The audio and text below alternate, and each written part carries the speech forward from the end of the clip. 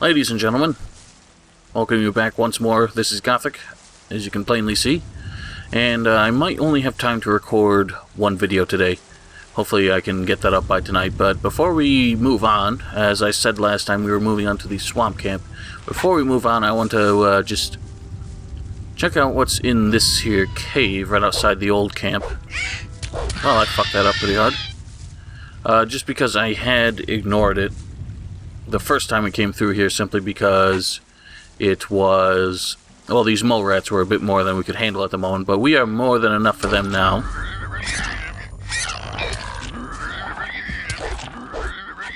And of course there's not really a whole lot to be found in here, just a couple mushrooms.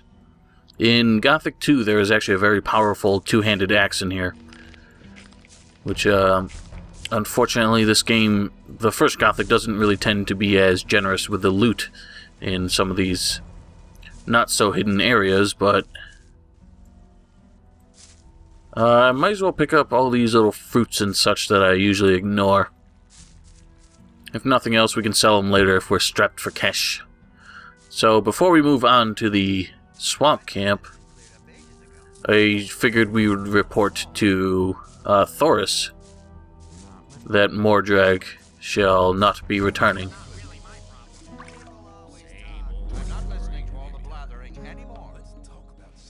He's never going to show his face around here again. I'd have felt happier if you'd killed him. Well, your happiness is not my problem. So Thoris doesn't greatly approve, but at any rate, we did what he asked us to do. Now, the only real difference between killing Mordrag and just having him leave the camp is you get 50 more experience. We got 250 there, and last time I tried it, we got 300, so killing Mordrag, it's not really all that worth it, is it? Alright, since we have 16 skill points, we might as well take this opportunity as well to learn a thief skill, which should help us out in the future, as well as get us Fingers approval. What can you teach me? That depends on what you want to know. And opening locks, of course, is probably the most valuable one out of this whole bunch. How can I improve my lockpicking skills? That tree is still buggering out over there. That, wouldn't you? It's What's not that supposed to mean? difficult to begin with. Above all, you have to make sure that your lockpick doesn't break off. If you're a little bit more patient in future, you'll see that you won't need that many lockpicks anymore. So his description is fairly simple. He doesn't really tell us the actual technique, which, to be honest, most video games seem to have a very poor understanding of how locks actually work. It's been a long time since I've seen a video game that truly understood the concept of manipulating tumblers and turning that into an appropriate little mini-game. Probably the closest I've seen would be Oblivion, and after that would actually be Risen 2 and 3. I haven't played too many other games, but I know that Skyrim and actually the first two Gothics aren't really all that different. It's all about figuring the left or right orientation of the lockpick in order to find out how you're supposed to turn the lock, which is not how it actually works. It disregards the concept of tumblers altogether. And for those, if anyone's actually all that interested, I think I'll put a little link in the description to a little GIF that kind of explains how lockpicking works for those aspiring burglars among you. Alright, so what the bloody hell was that? Like a big thumbprint came up on the screen or something. We still have a load of this contraband that we got from Bali Sidro. Show me. And if anyone has the funds to purchase it, none of them really seem to. Oh, you know what? Ooh, actually, let's see what weapons he has. So, the Digger's Discipline. It's the same as the Crude Sword in terms of damage. It just requires less strength. So, overall, his weapons are not as good as what we got. How many lockpicks do we have?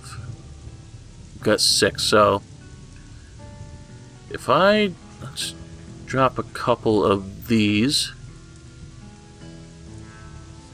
We'll make up the difference in lockpicks.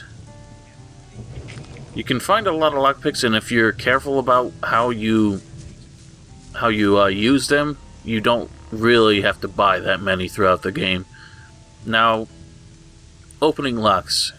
Since we learned the skill, it reduces our chance of breaking the lockpick when we fail by 40%. So that's certainly a worthwhile skill to invest in.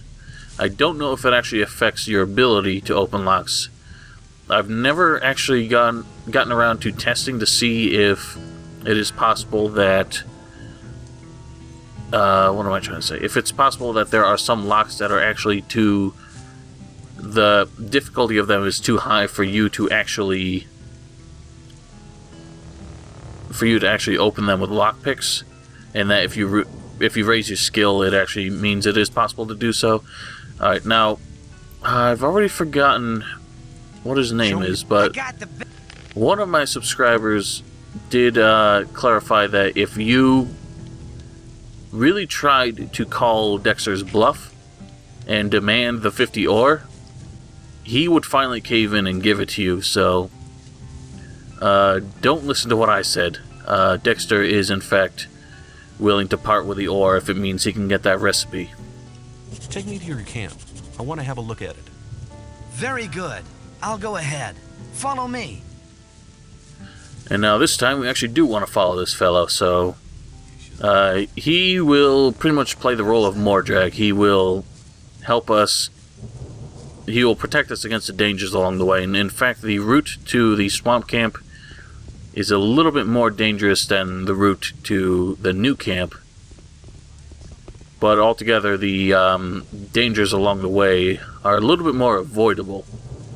So, he's not totally necessary, but it is good because he will take down the monsters along the way, and you can have the experience for it. Before we do that, though,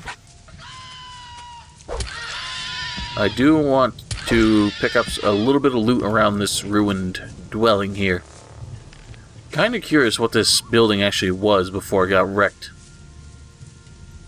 I mean, it seems like it was a house or something, but I don't think anyone would have actually been living here. Who knows? It could have been, you know, it could have been a stable or something for the castle. Now, of course, the concept of horses, it seems to not exist in the world of Gothic, but in fact, there's a book later that does mention the existence of a royal cavalry. So, it's not that horses don't exist, it's just that they were never programmed into the game, so that is how that works. Right, we'll let him take down the big old bad lizard. Alright, so we are actually capable of damaging lizards. And we can take the claws. I think he dropped 4 of them. That's a lot of claws.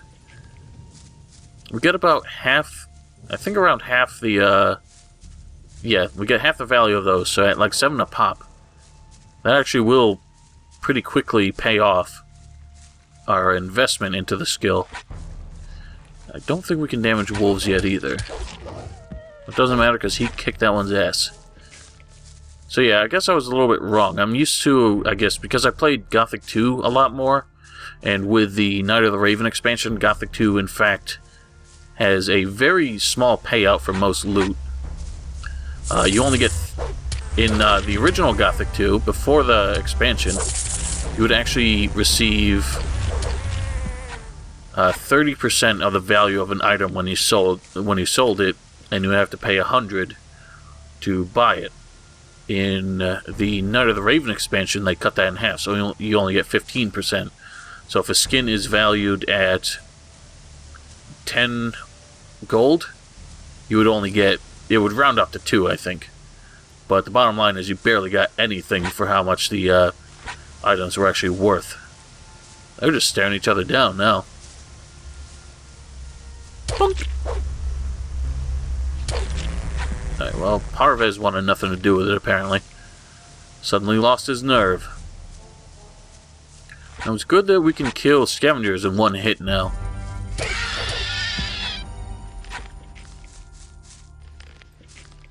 Before they were, when we were still quite young, they were a force to be reckoned with, surely. Alright, now if we can do this properly, we can get Baal Parvez to attack these lizards. Of course, he will hold up pretty well against them. But then we get the experience for every single one of them. That's what I'm hoping to achieve. No, wrong way, you fool! Let's try and lead one over to him.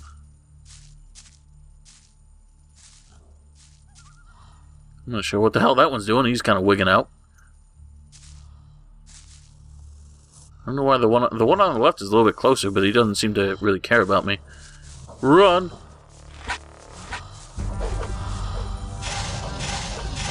Oh my god, he's going nuts. You know, I'm trying to get the other one.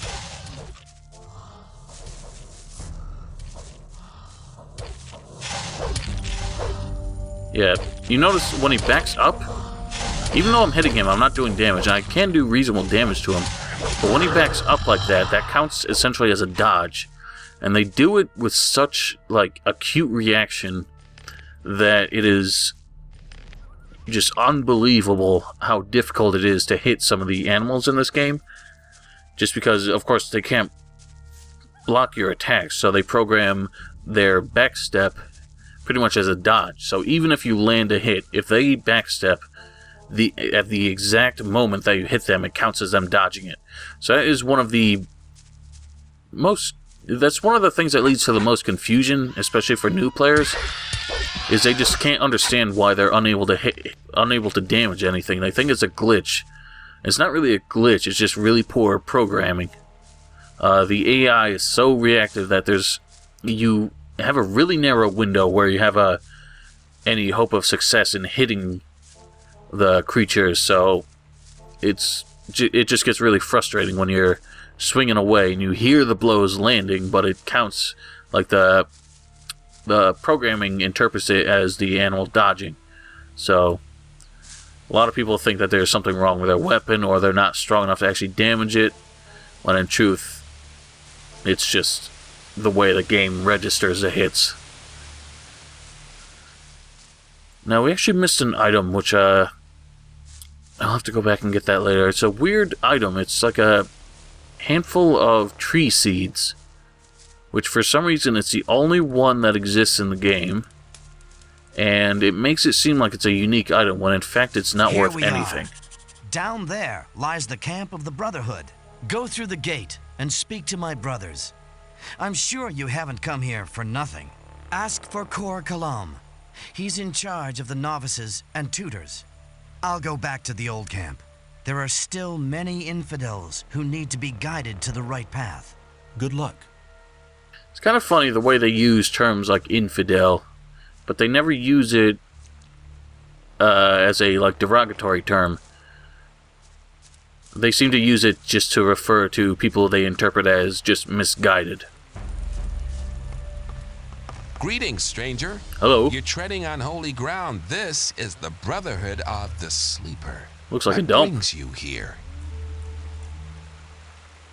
I'm new here. I wanted to have a look at your camp. Strangers are welcome here. But it's important to follow our rules. There are certain areas strangers may not access. How are things in the camp? Everything's quiet. Just go in. I need armor. You have to earn a Templar's armor like I'm wearing, but you can have a novice's loincloth. Better than nothing. You won't get it for free, though. Now, the novice's loincloth really is not that much different than the digger's, I think it's a heavy trousers, but for the same value and the same protective protection, it's... What am I trying to say? It's no different, and it's still not worth it because you can get the free pants like I got.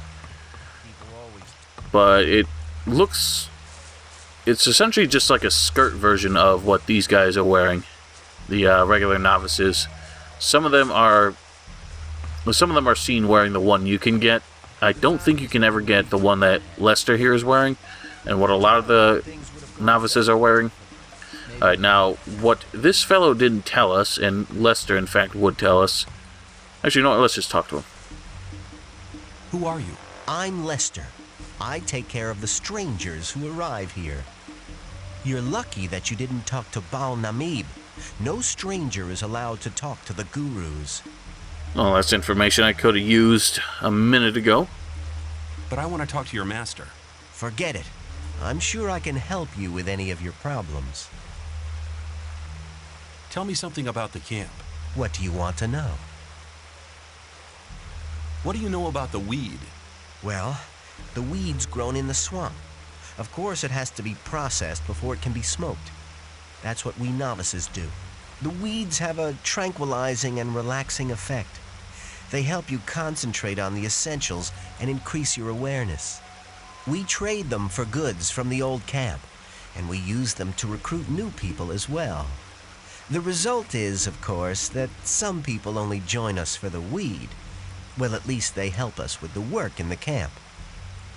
Well, gotta choose your battles, I guess. What can you tell me about the sleeper?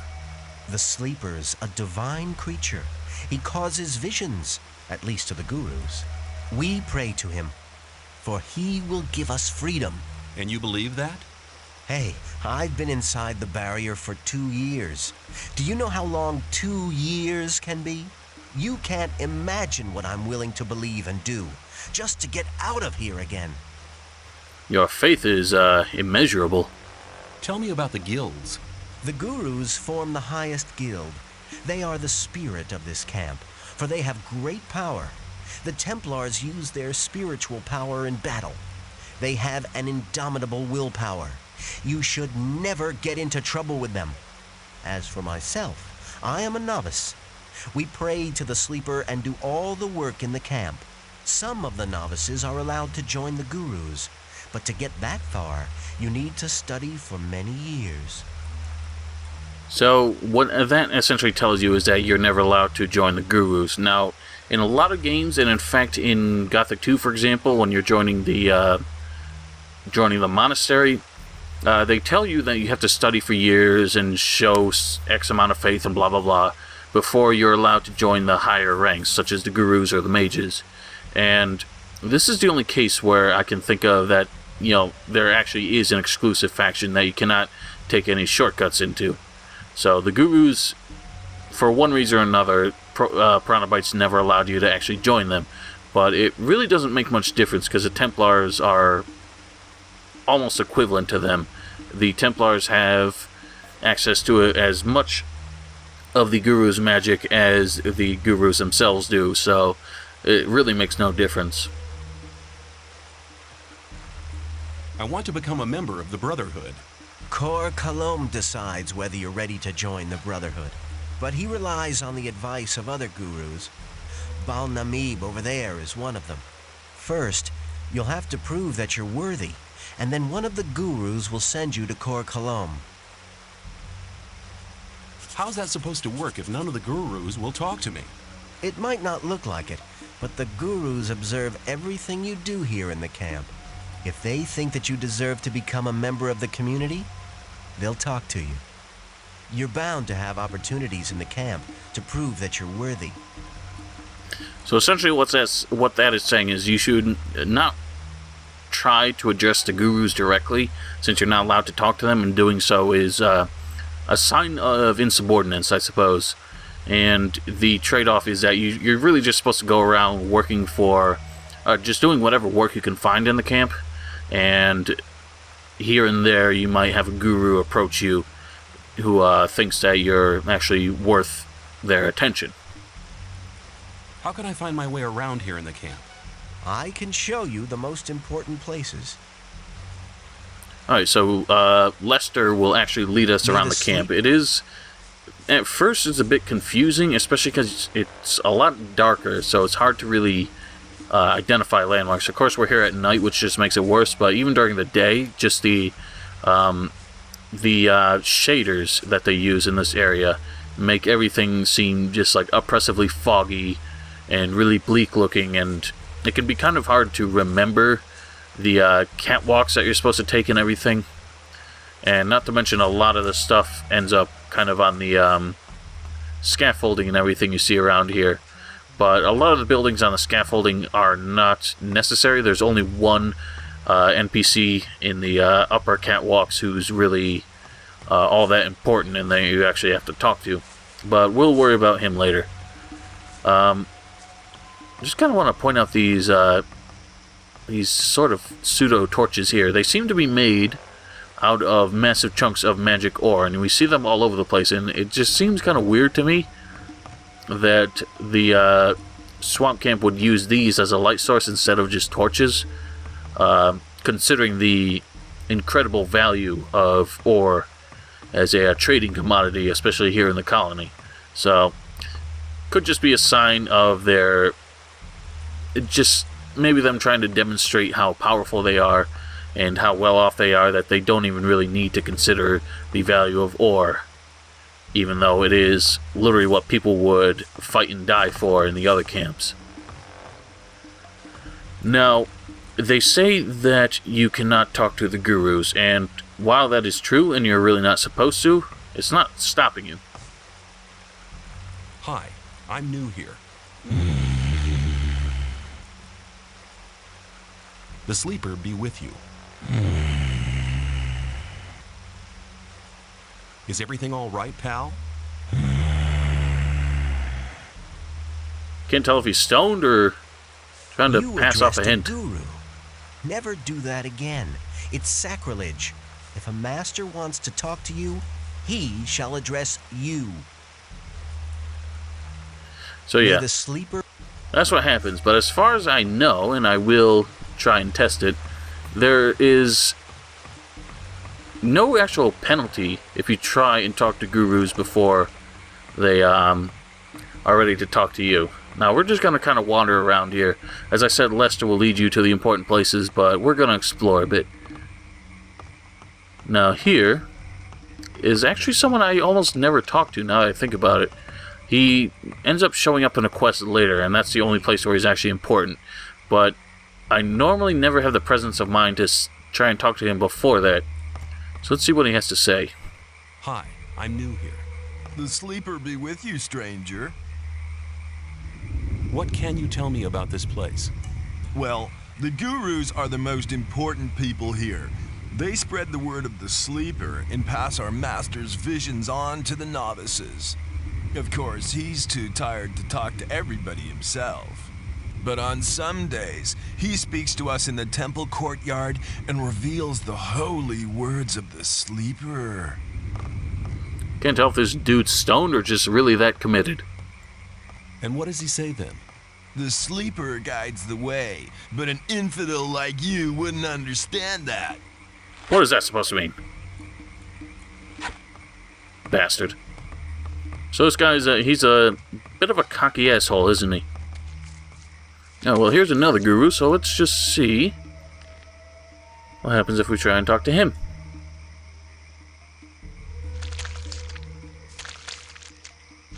Hi, I'm new here. The sleeper be with you.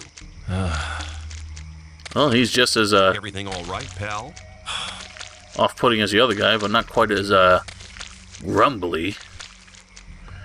I wonder if Lester actually has anything to say if we do that. It would actually be pretty funny if you did get permanently blocked out of the camp for just disobeying that one rule repeatedly. Since Lester seems to be the one who deals with the newcomers, I imagine he would be the one to chastise us. It doesn't seem like he actually cares. So we'll go back to that guru and his little communion in a second. Just kind of wanted to point out something else before I forget about it. The thing that we got from the Baal in the new camp, the one that we handed out the weed samples for, he gave us a particularly potent dream call, which we were supposed to give to a guru, but I intentionally smoked it, but then I forgot to reload afterwards, so we don't have it anymore, and we don't have any good reward to show for what we did for that fellow. But this is the guy that we were supposed to give it to. Hi. So everyone just does the same thing. Everything. They refuse to talk to us. So what we were supposed to do, this fellow is apparently extremely cocky, and will only talk to his own personal followers, and the only way we could get his attention would be to present that dream call as a gift, which was intended to make him a little bit more sociable. And because we spoke to ourselves, of course, we no longer get that chance. Now, who are you? You are Jaru. What are you doing here? I'm teaching the words of the sleeper to the novices. I'm still a novice myself, but soon I'll be a Baal, one of the gurus. I've even spoken to Iberian. He's the chosen one. He told me that if I work hard, I can soon be a master myself. But I'm still putting that off. There's no rush, you understand? I can still become a master anytime. At the moment, I'm quite happy about my current task. What's your task here? I test the new substances developed by Kor Kalam in his alchemy lab with my pals here. His aid gives us something new every couple of days, and we test it. This weed opens your spirit. If you take the right amount, you can get in touch with the sleeper. Have you ever been in contact with the sleeper? No, not yet. But that's because we never get enough of the stuff. Kalam always wants to hear about the effect of it, but I get the impression he's not really interested in my opinion at all. If I find the stuff stimulating, he passes it straight on to the gurus. But soon, I'll be a guru myself. Then I can go right to my limits and listen to the voice of the sleeper myself. Sounds very exciting. I'd like to join your camp. Can you help me? You want to join us? That's good. Just wait. Yes, I think I can help you. I'm not a guru yet, but I have some influence in the Brotherhood. You'd have to do me a favor. Have you seen Fortuno yet? Who? Then go. See him and collect your daily ration. If you leave me all the swamp weed he gives you, we're in business. I'll think about it. So, since we still have some weed on us, we can just give it to him. But I'll wait and see. So everyone's going to bed. Not good. Unfortunately, in contrast with the other camps, there's nowhere here that you could safely take as a bed for yourself. So, if you want to try and sleep anywhere, you kind of have to do it in a place where no one's looking, which is pretty hard to do, actually. People will find you just about anywhere. So, yeah, like Lester, or actually the Templar at the gate said, there are a lot of places here that you're not supposed to be in, and so trying to find a bed to sleep in is pretty difficult.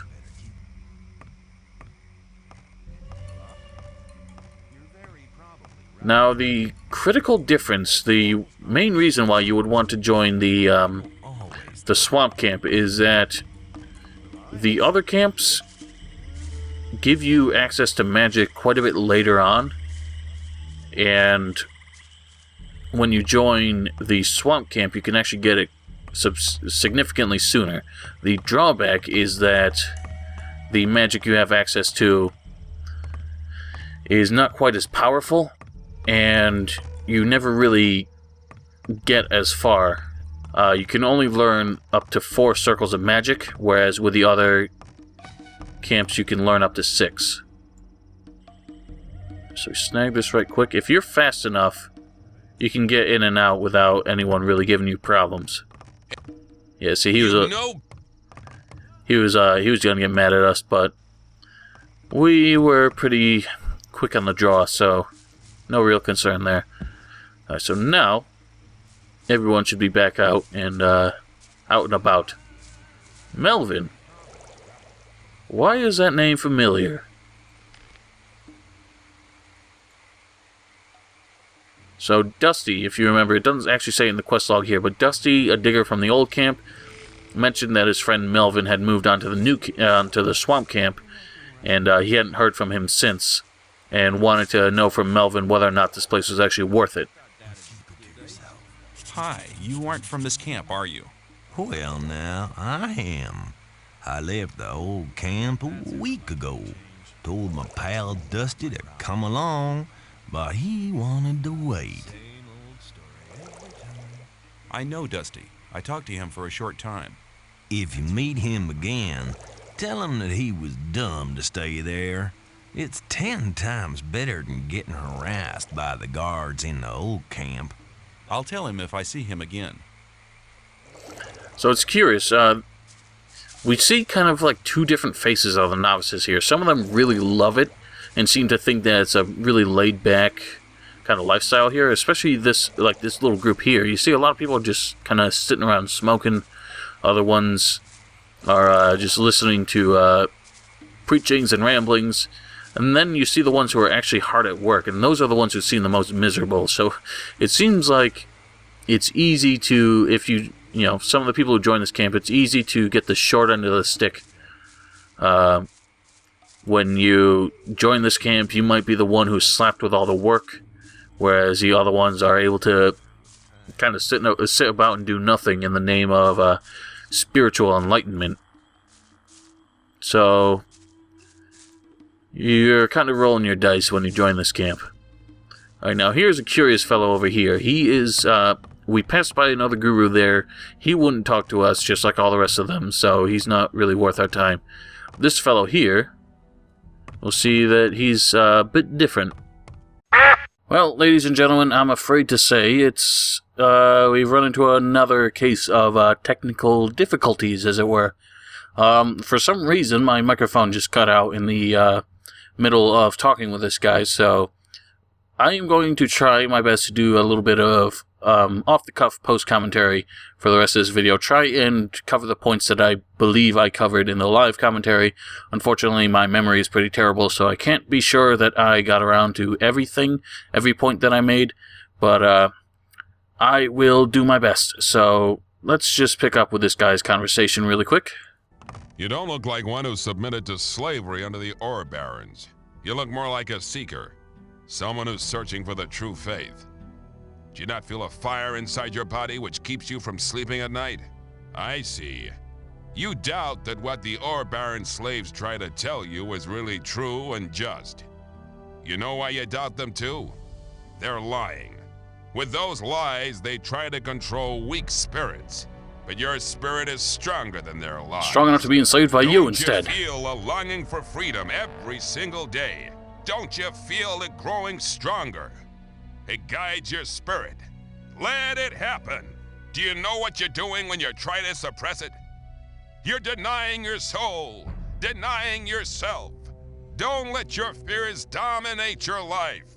Free yourself. You need to understand.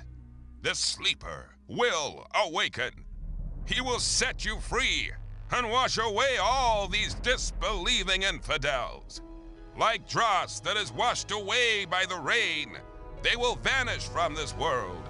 They will moan, whine, and repent, but it will be too late. Then they will pay the price. They will pay with their blood and with their lives. Awfully prophetic motherfucker, isn't he? Hey, you've spoken to me. Does that mean I may talk to you now? I see you've become familiar with our rules. That's good. I can feel your great spiritual strength. Soon you'll be allowed to join our community. I have spoken to you because I wanted to give you a chance to prove your loyalty. How can I prove my loyalty? Most of all, we need new souls to join our community. By recruiting one more man to our camp, you will prove that you're willing to do good service to our community. Where can I recruit new members for the Brotherhood? The old camp is a good place to try since a lot of the people there are fed up with fear and lies. They just need some kind of support. I guess you won't be very successful in the new camp. The men living there are barbarians. Where? The old... Why are you so desperate for new members? The sleeper has spoken to our master, revealing that he has an important message for us. However, he has not gathered full strength yet. That's why he needs our strength to contact us. Therefore, we are preparing a great invocation And the more men participate, the likelier we are to be successful. If you want to know more about it, go to the large court in front of the Temple Hill. But don't disturb our master in his meditations. So I'm not really sure what he means by that, because you're not really going to learn anything just by standing in the courtyard, so... let's see, what did I discuss next? Yeah, it's interesting because he doesn't talk about bringing new people here to work for them and provide for the camp. It seems like their principal motivation, at least, for recruiting new novices is simply that they need more spiritual strength to guide the invocation and try and bring the sleeper to try and open a channel of communication with the sleeper, pretty much. Hi, I'm new here and I'd like to get to know the camp. Then you've come to the wrong place. Since the Templars started preparing for the fight, we've been busy day and night. I don't have much time for questions, so don't disturb me, unless you want to buy something. I'd like to trade with you. Good. Here, these are the weapons I have available at the moment. So he doesn't really have any weapons that are all that worthwhile. He does also sell smithing equipment if you need to add a bit of change to your pockets by making a few swords. So it's interesting that he talks about the Templars preparing for, quote, the fight. And I have no idea what fight he means by that. There is no obvious conflict that the Templars are preparing for. They don't seem to be fearful of a war with the other camps, and it's not really clear what they think is going to try and stand in the way of their plans or anything. So I'm not really sure what kind of fight they're talking about. The only Templars we do see who quest against anything, as it were, are some Templars who go into the mines and hunt mine crawlers. And even then, there's only a handful of Templars who do that, so I'm not really sure what exactly he's talking about. Alright, next we are going to visit Fortuno, who we were told about by Jaru. Come closer. Every newcomer to this place receives a gift of welcome. What have you got for me? Here, take 3 rolls of swampweed. It's northern dark. Good stuff.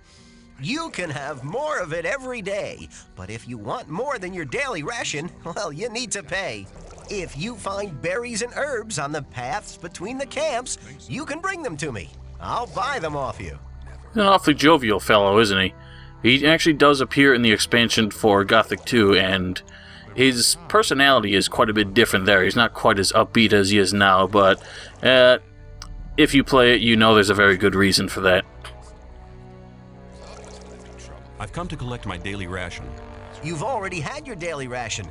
If you want more, come back tomorrow or buy something. I want to trade. What do you want from me? Or do you want to sell something? So, he does sell weed if you do decide you need more or accidentally use up your ration and still need to give it to Jaru. Once again here, I commented on how much I underestimated the value of animal trophies. As I said before, I was used to the fact that they had a very small value in Gothic 2. Because I've played Gothic 2 with the Night of the Raven expansion probably more than any other of the Gothic games. So, anyway, he says that he will buy berries and herbs that you find, but in fact he's not that exclusive. He will buy anything you sell him, just like any other merchant. Unfortunately, I see that I was probably doing a lot of talking here, but I can't remember what it was. I think, I was musing about the different types of swampweed, and I was wondering how they got what is essentially the same herb to have different properties based on how they're processed. We've got the Dream Call, the Northern Dark, and the Green Novice, and I'm assuming then that they just process the swamp weed with different herbs and possibly berries too, which might be why Fortuno pointed those out in particular as things he wanted to buy. We've seen, of course, that the Dream Call gives a small amount of additional mana, so I think here I was trying to see if I could figure out what possible plant they might have processed in with it to give that effect. Now, needless to say, it does not provide us, as the player, any visions or epiphanies with a sleeper. But it does seem to work for Jeru, so let's hand over what we've got to him. I have swamp weed on me. You can have it. Good. You must have noticed that none of the gurus wants to talk to you. You can change that by impressing them. I can tell you how to do that. How can I impress the gurus? Bal-Kadar instructs the novices in the magic of the sleeper. If you want his attention, use magic. But don't give him the fist to win. Send one of his audience to sleep or something like that. Bal-Namib is over there at the main gate. He's one of the toughest guys. I think Lester might be able to help you with him. Speak to him as soon as his master is away. The other gurus are basically quite okay. Just try to make yourself useful. Thanks for the advice. Hey, a deal's a deal. That's kind of funny. He almost says that in, like, almost an accusing way, as if what I think might have happened is the voice actor didn't really understand the motivation behind that line in the script. So I think when he said that, the idea he was working behind was that you were trying to get out of something you owed him. And so he emphasized the role with a weird, sort of accusatory tone when he was supposed to be more passive. How do I get at the magic of the sleeper? Bal-Kadar sells runes and spell scrolls. That's no use to you if he doesn't talk to you, right? Maybe another guru can help you. So naturally that doesn't really help us out a whole lot, but he does say that another guru might be able to help us, so all you really have to do is make sure you do all the other work and impress all the other gurus, and eventually you will have your opportunity to get one of the sleep scrolls. Alright, that's going to do it for this episode. Next episode shall hopefully be without problems, and I will see you all later.